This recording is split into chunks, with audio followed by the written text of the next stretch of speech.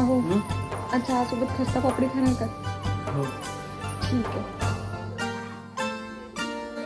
चिमणे घरटे सजले साजरे बने सुख हे फुलले आजरे भरले घर हे आनंदाने मन हे गाते गीत तुझे ऐकना. ला ला ला ला ला प्रेम गीत छेडितो पुरात पारवा. ऐक साजणी या खुळ्या क्षणी वेड लावतो जीवा तुझाच गोडवा. स्वर्ग हा नवा